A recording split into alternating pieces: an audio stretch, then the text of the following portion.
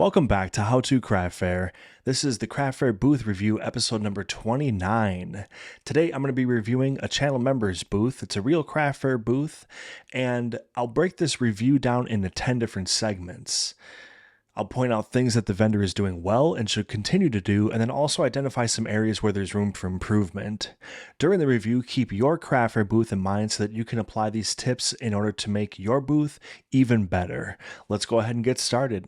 So today we have an extra special episode. We are going to be reviewing Yola's booth, and her business name, I'm going to try to pronounce it, is Suikerbekkie. Suikerbekkie. And she's based out of South Africa. Okay, so definitely a first for the channel. This is the fourth different country that's been reviewed now. So very, very exciting, very cool.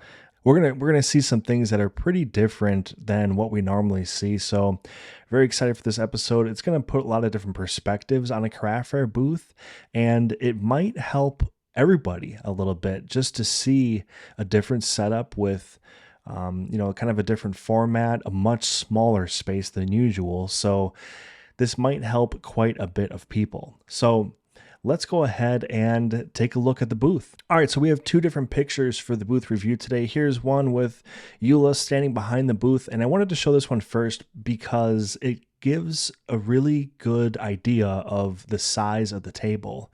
So the table is about 4 feet wide, okay? So very, very small space, 1.2 meter and about 4 feet wide. So typically the smallest tables that we see here in the States is like a 6-foot table, about 2 meters. That's kind of where the starting point is for a lot of craft fair vendors, so this is even smaller. So very interesting seeing this tight of a space. Now let's take a look at the second picture that we have. It's pretty much just a little bit more of a pulled in shot here, a little bit closer, okay? So let's go ahead and start breaking down these different categories. Now, the first thing that we're going to talk about today is displays. So obviously with a setup like this, very, very limited. Each inch basically of this tabletop is very, very precious space. Okay, so we basically just have 2 displays and they're risers. Okay, so we have 3 different levels if you don't include the table level, and it's just a matching set. Very, very simple, dark color, which is nice because it provides very good contrast against the items. Now, I do want to point out that Yola makes crystal soap. All right, so it is actual soap bars, but it looks like crystals. Okay, so it's really, really cool. It's very pretty too. It's just very attractive, like art, but there was a little bit of a learning curve with some of the shoppers. So we're going to kind of get into that later on in the review. So I just wanted to touch on that really quick in case if you're kind of wondering what the items are at this point. But yeah, we're going to have bath products all the way across the board. And like I said, we're pretty much dealing just with these 2 displays. And then over here, we do have a nice setup for the bath salts. They're kind of in these like vials, like these glass vials. Nice label on them, and they're contained within this display rather nicely. Again, there's good contrast between the items and the display, and that's exactly what you want to go for. You want those items to stand out against what they're being displayed on or in. Okay, so good job with that there. Otherwise, spread across the booth, we do have a sign, so not counting as a display. We'll talk about this later. And then we do have some products that are kind of just scattered throughout the table. Okay, so we have kind of like the boxed up versions scattered throughout the table. So really nice. Let's expand out one more time just to make sure we're not missing anything on the display front. And no, looks like this is just about it. So now let's take an assessment of what we have and possibly, where it could go. There probably is a little bit of room for expansion, not necessarily even in the table size, because one of the things that she explained to me, guys, is that in South Africa, theft at craft fairs, shoplifting at the booths is an issue. Okay. So generally, their booths are much smaller than what you would see in maybe other parts of the world, maybe, USA, Canada, England, that kind of thing. And typically, I think in, USA and in other areas, by far the most common booth size is 10 feet by 10 feet. Okay. And I asked her if she could get like her most ideal booth size at any show, what would it be? And she said the most sought after size down in South Africa is probably a 3 meter by 2 meter. And that basically translates to about 10 feet wide by 6.5 feet deep. Okay. So, more of like a rectangle shape, right? As opposed to just like, kind of the squares. But again, like I said, the shoplifting is a concern. So with a smaller booth, you are able to keep a much closer eye on your items. So the fact that she has a 4 foot table here, it's not super unusual.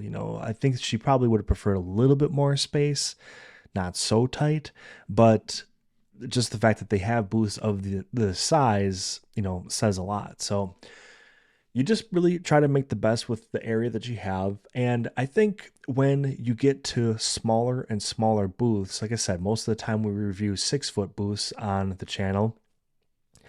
I think what you want to do is focus a little bit less on trying to pack as much into the booth as possible and let it breathe. But I think the priority becomes keeping it very clean and easy to digest visually. Okay, so again, when you have a smaller booth and you start packing a lot into a small space, sometimes it can be very hard to look at it, and it can become really clustered, really packed, really jammed. And those are all things that you don't want your booth to be. Okay. If anything, you want your booth to be a little bit, I don't want to say scarce, but sometimes less is more. And when you have less space on a booth, you kind of have to adjust back the expectations of how much you're going to be able to put out at that booth. Okay. So you almost have to pull back with it to match the amount of space that you have. Okay, so this looks really, really nice. It's breathable. There's some nice decor that's mixed in. Okay, so there's really nice greenery. And this booth setup was, the vendors were not necessarily encouraged, but they were able to decorate as a holiday theme if they wanted to at their booth. So that's kind of why you see like the garland and the more like holiday type of look. You could see that she's wearing a tank top, so obviously still pretty nice out in that part of the world, but but yeah, this is really nice. And I'm not going to touch too much on the displays. Again, it is okay to go the less is more route when you have a smaller space. Now, just say, for example, Yola, if you wanted to start getting into like the bigger booths, if you get more space to work with, then yeah, you might want to get a third display or something that's a little bit bigger than even these two. So maybe you'd have like a third one that's just basically reserved for your large setups. And then that way, as your booth expands, you're not going to feel that empty feeling.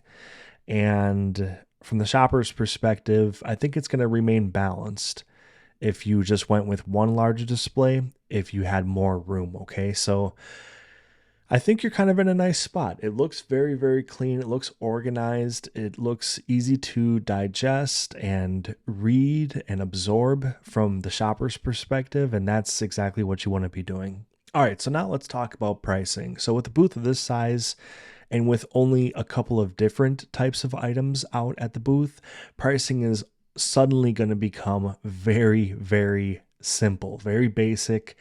And there's, again, two main products. Okay, so we have the crystal soaps and then we have the bath salts. And there is a very large price tag displayed for both of them. So what I would try to do is have your prices maybe facing outwards instead of just laid down on the table, pointing up to the, towards the sky. Now, if you tip your pricing and you have it facing outwards towards wherever the shoppers are walking by, then you're probably going to have to scale back on the size of your signs, okay? Because then it's probably just going to start eating up too much of the visual real estate at the booth, okay? So just keep that in mind. But I think what you have here is okay for this particular setup. I am glad that you have your products at least facing outwards so that as the shoppers are near or approaching, they're able to see those from a distance. If you have to pick between one or the other, if you have to pick between making your items visible or making your signage visible, always go with the items, you guys.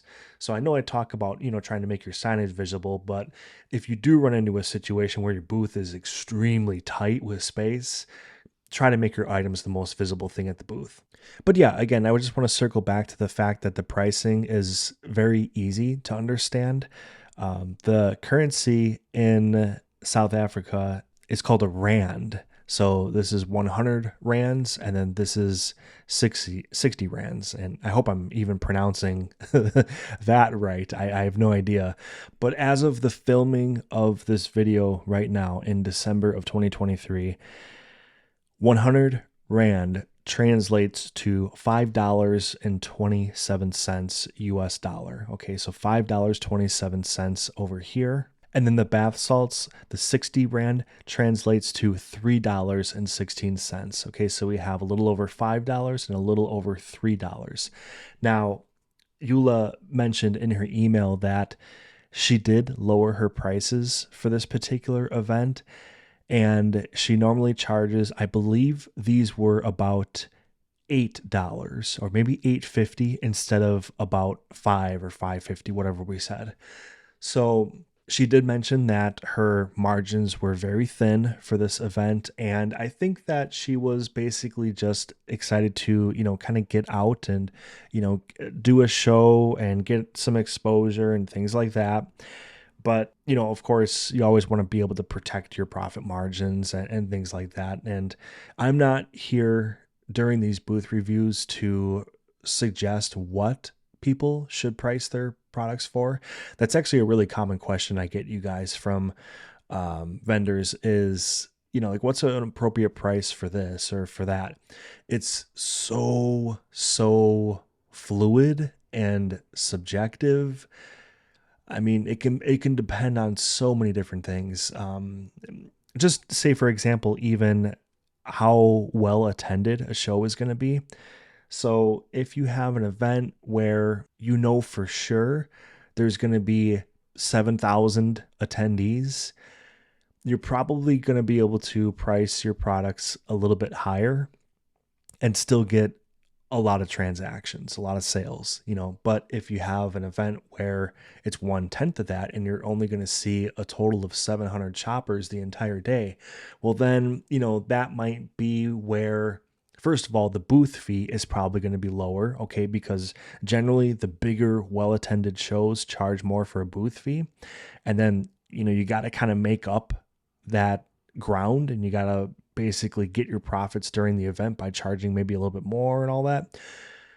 The smaller shows tend to have a much smaller booth fee. Okay, so you're basically reaching your profit zone quicker, okay, just because of the fact that you didn't spend so much up front. Okay, so like I said, pricing is very, very hard to recommend because of so many factors. What I just explained with, various attendance and how much you paid for the booth fee up front.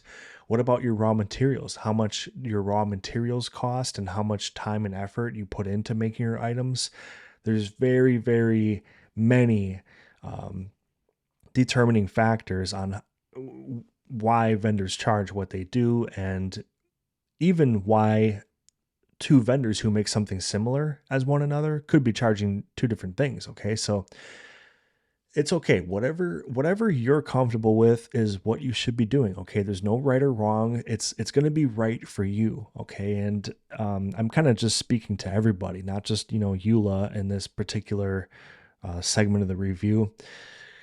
Your pricing is going to work for you. And if you feel like it's not enough, then go ahead and bump it up for a show and see how it does. Or, if you feel like maybe you weren't having as many sales as you expected, maybe see how much wiggle room you have in your profit margin, and maybe you can come down or just offer like some kind of like fun, exciting discount at the show.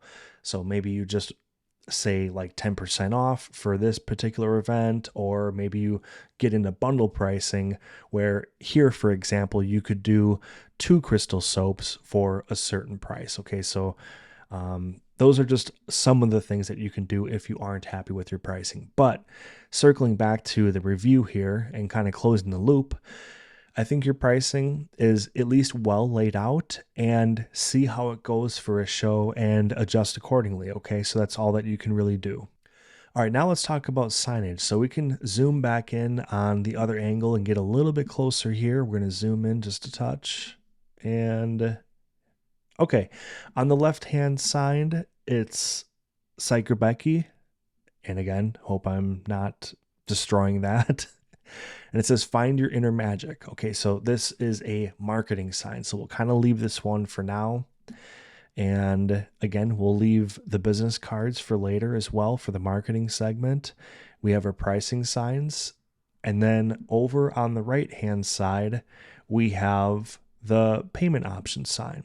Okay, so this is letting all the shoppers know all your different payment methods that you accept.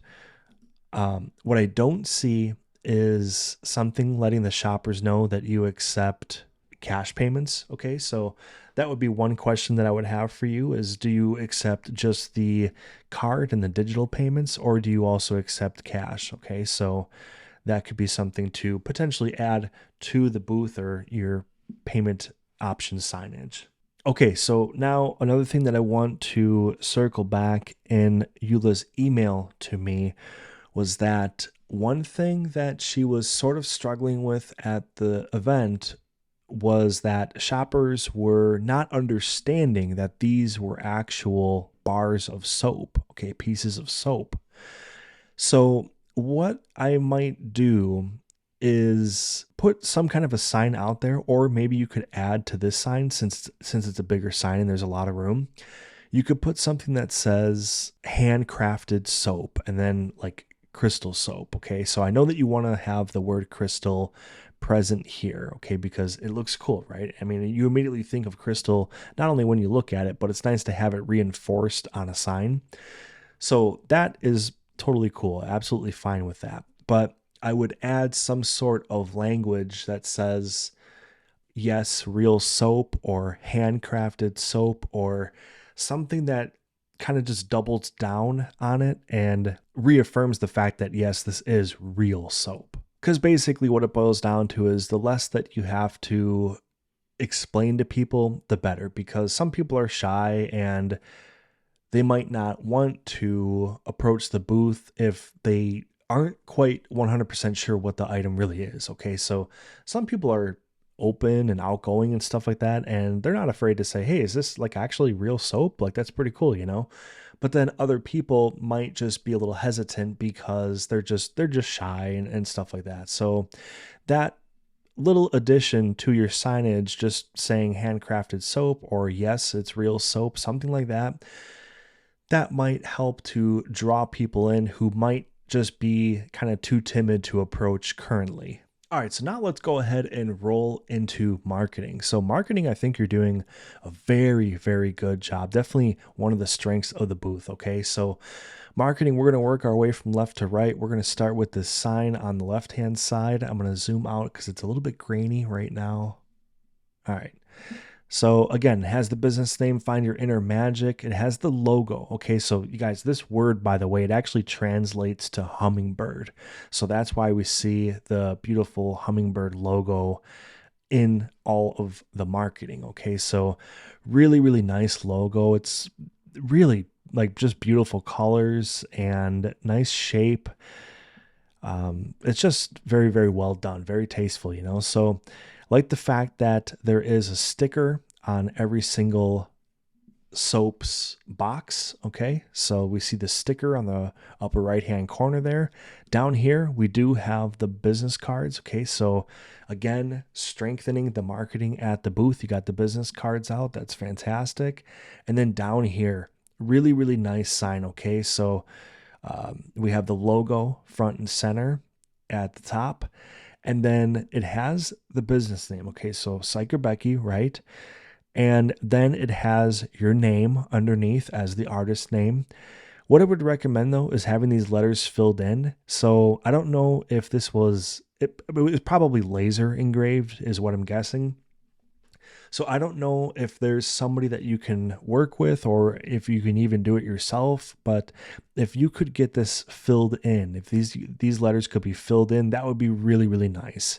And it would just make it kind of stand out. If you step back a little bit, it would stand out a lot better, okay? Because as you zoom out a little bit, let me just pull this picture back. It kind of, I don't want to say it gets hard to read, but when the grain of the wood comes, these letters get a little lost, okay? So sometimes it's a little bit lost in there. And that could be one little improvement you can make at the booth with the marketing. But really, other than that, seriously, very good job. It's very well done. And even on your bath salts, we see the nice sticker on there, and the branding is right at the top of that as well. So really you have it covered in a lot of different areas, again, especially for a booth of this size. All right, now let's talk about vertical space. So with a 4-foot table, guys, 1.2 meter table, not easy to have vertical space. All right, so there's only so many places that you can really go up. And with products like this, sometimes the products kind of help to dictate really how much vertical space you need. And we've seen candles, we've seen soaps where they don't really get too high up off the table. And I think that's fine. I think with these types of products, that's fine. You want a little bit of verticality just to make it interesting, but it's not like you absolutely need it to display products that are just very large in size, or maybe there's just a huge number of products that need to be displayed. In this particular case, there's plenty of items that are out there, and there's only 2 different types of items. Okay, so you don't really need to go super crazy with the vertical space. And as I kind of touched on earlier in the review, I think what you have is a nice appropriate amount, and it's doing a good enough job to make the table look interesting. Okay, that's really all that you need to be doing, especially again with the 4-foot table. All right, so let's roll right into colors, contrast, and texture. So first of all, really like the black tablecloth, solid black tablecloth. It just sets a really nice neutral, no distractions, keeps the focus on everything else, okay? We have like a nice clean look there, and we're able to focus on the other things. Now, if you for some reason were tempted to get like white tablecloths, I would probably try to steer you away from a white tablecloth a little bit with this particular product, okay? Because if I don't know if these are wrapped, so all the soaps, I don't know if they're wrapped like in a thin sheet of plastic or anything like that, or if they're just kind of loose by themselves. The reason why I'm bringing this up is because if you have a white tablecloth and one kind of drags on the table, then you might be looking at a tablecloth that could be very difficult to keep clean. Okay, so black, I think, is a very good decision with these particular products. And, not to mention as well the fact that a lot of them are like kind of vibrant, exciting colors, so we have like the violets and then these blue greens, and kind of over here we have even brighter versions of the colors. Okay, so these are almost like fluorescent.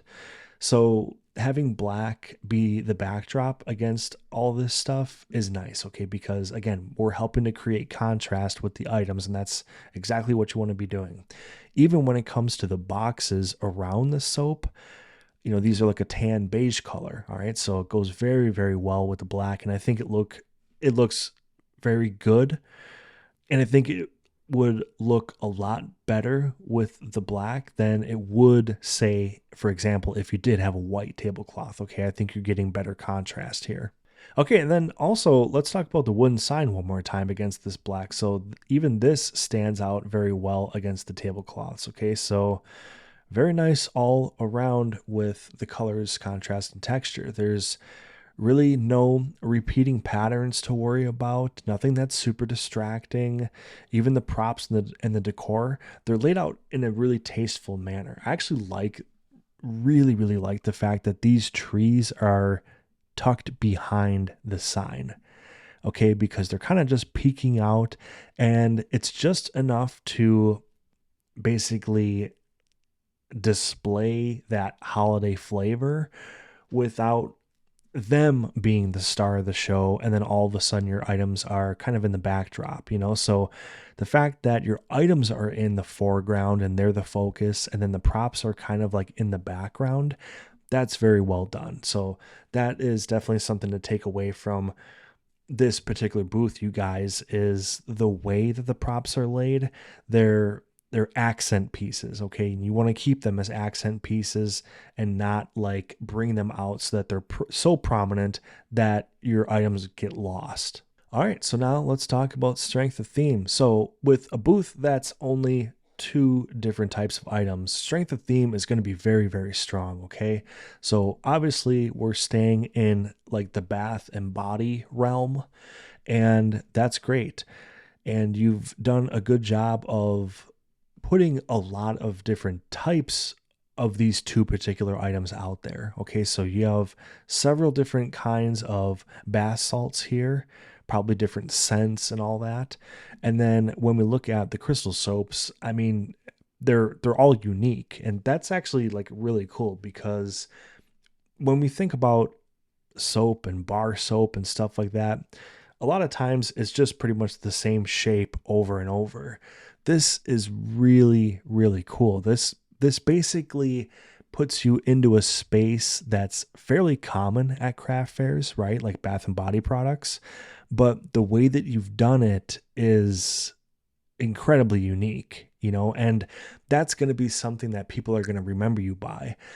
When if you go to a craft fair and say it's like a really big craft fair, like 150 or 200 booths, there could very well be like 7, 8, 9, 10 different vendors in the whole bath and body realm.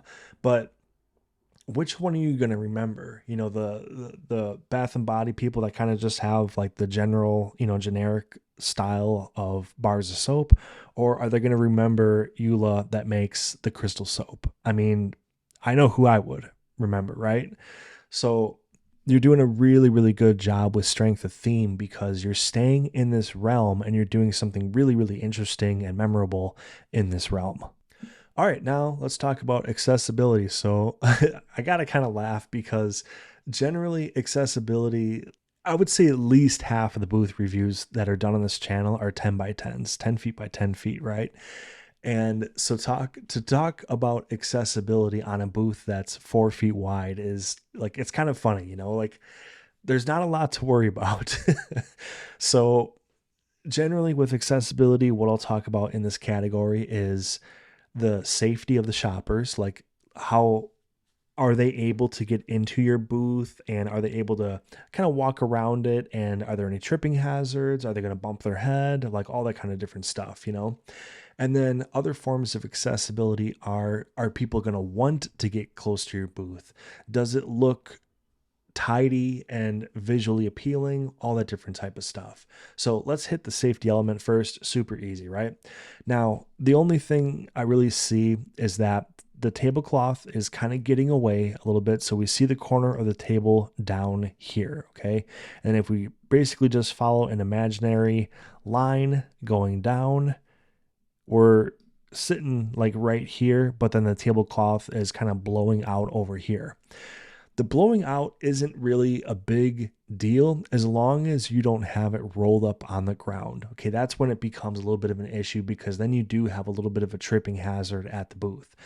I don't see it being rolled up on the ground. I think the wind was kind of just catching it on this particular day, because if we look at other parts of the tablecloth, we don't see any kind of rolling on the ground happening. Okay, so it's just something I wanted to mention. just to be sure that when you're placing your tablecloth at the beginning of the day, when you're kind of setting up your booth, just make sure that you have it set up in a way where if the wind blows it a little bit, that it's just going to blow in the breeze a touch and it's not going to be rolled up down there where people can catch their feet. Okay. So overall, good job with this. And I think it's just, not an issue whatsoever. Now with the sign, the placement of the sign, this is one drawback about having a physical sign that's leaned up against the front of a table, okay, is that now there is a little bit of a spot here where people could bump this with their foot, and odds are it's not going to harm anybody, you know what I mean? But it could scuff your sign and maybe damage it over time with it toppling over or people kicking it, things like that, okay? So that's something I did want to mention.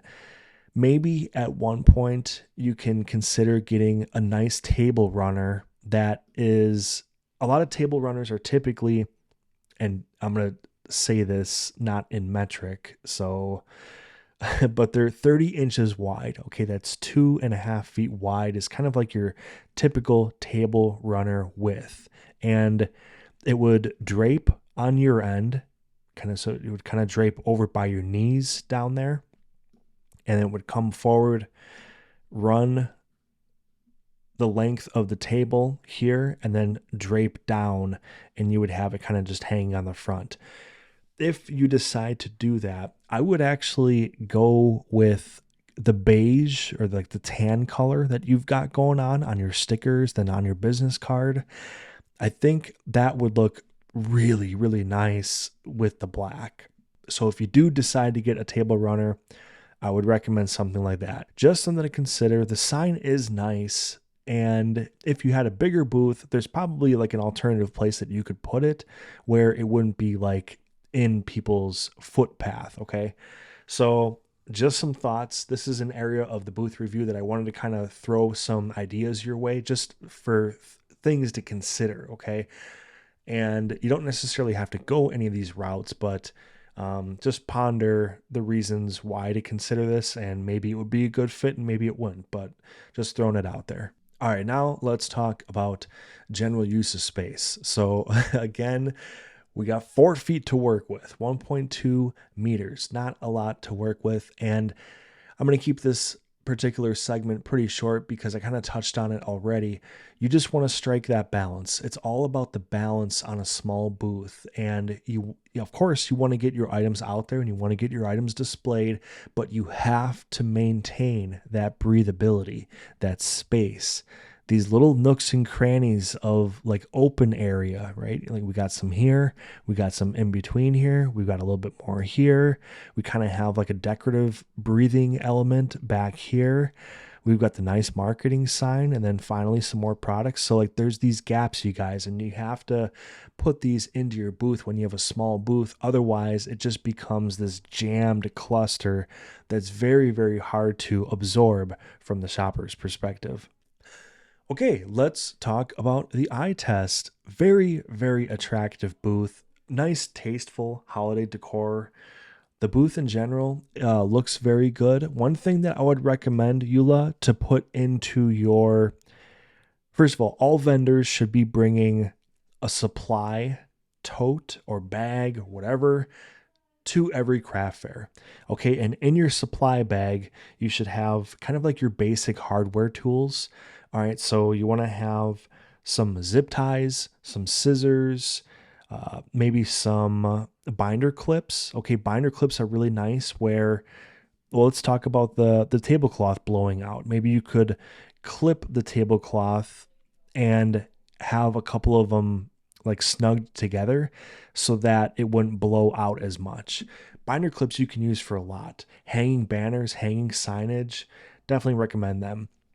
But one thing I would also throw in there is a lint roller. Okay, if we take a closer look at the tablecloth here, it might be hard if you guys are watching this on a phone right now, but as I zoom in, there's a lot of kind of like little speckles of things, lint or whatever.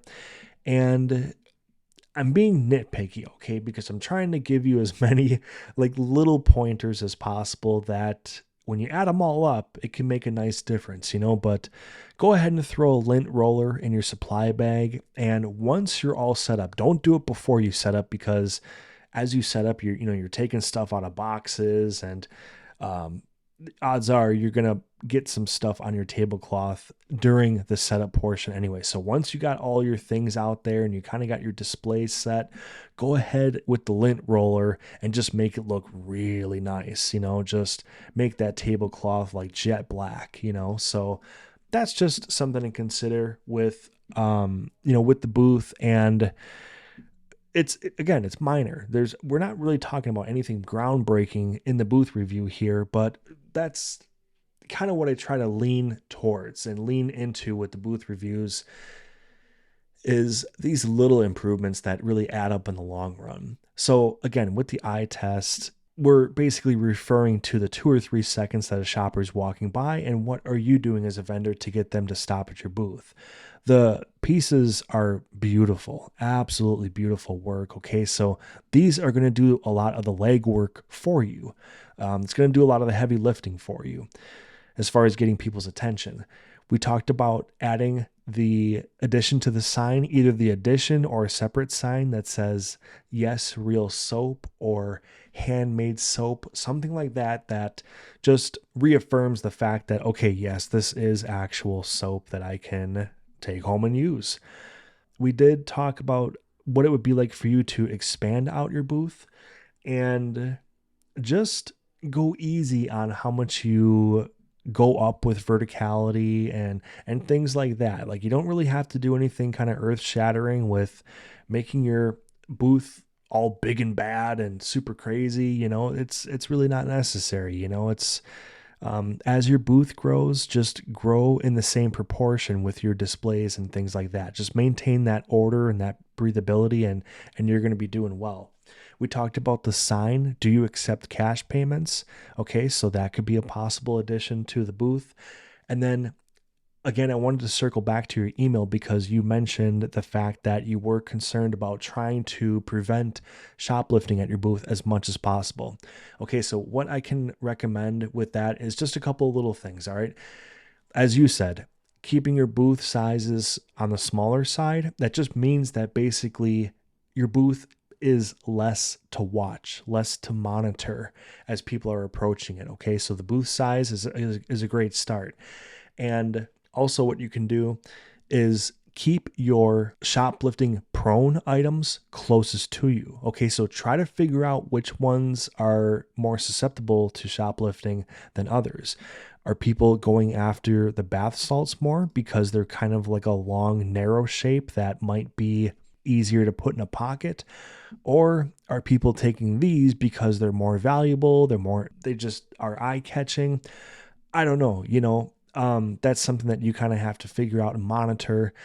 And what you can do is, whatever items are being taken more, make sure that those are closest to you as the vendor. Okay, so wherever you're going to be standing predominantly the most during the show, keep those most theft prone items closest to you, and that's going to cut down on it. The closer they are to you and the closer that you are to the items, it gets riskier and riskier from the shoplifter's perspective to try to take something, right? So that's something that you can do. If you can possibly, I see that you have 2 chairs. Okay, so we saw the other picture, there's 2 chairs back here. If you can bring a partner to a craft fair, that is going to drastically reduce shoplifting at your booth. I promise it's going to drastically reduce it, because a lot of times shoplifting happens at craft fairs when you, the vendor, are talking to another customer. Okay, so you're kind of tied up with another customer. They're engaging with you in a conversation, and somebody with bad intentions sees that you're kind of preoccupied, and boom, that's their opportunity. That's their window of opportunity to take something from the booth.